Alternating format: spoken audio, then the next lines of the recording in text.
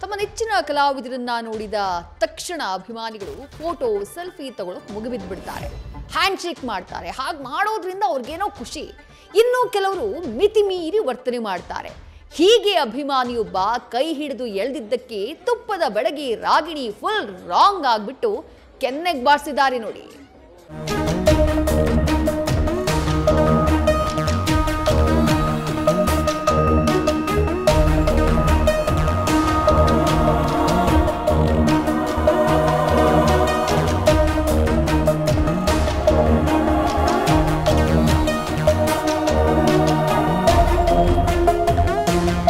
Sandalwood ಬೆಡಗಿ Ragini Dwivedi ಅವರು ಇವತ್ತು event ಒಂದರಲ್ಲಿ ಭಾಗಿಯಾಗಿದ್ರು.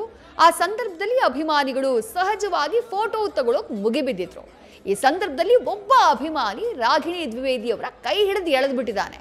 ಈ ಸಂದರ್ಭದಲ್ಲಿ ಸಿಟ್ಟಿಗೆದ್ದಂತಹ ರಾಗಿಣಿ ಆ ಅಭಿಮಾನಿಯ ಕೆನ್ನೆಗೆ ಬಾರಿಸ್ಬಿಟ್ಟಿದ್ದಾರೆ.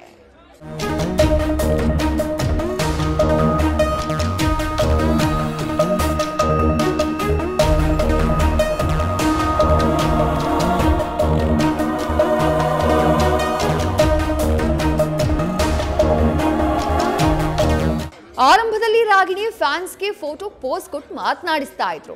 ಆದ್ರೂ ಈ ರೀತಿ ಕೈ ಹಿಡಿದು ಎಳೆದಿದ್ದು ಯಾಕೋ ರಾಗಿಣಿ ದ್ವಿವೇದಿ ಅವರಿಗೆ ಸರಿ ಕಾಣಿಸ್ಲಿಲ್ಲ.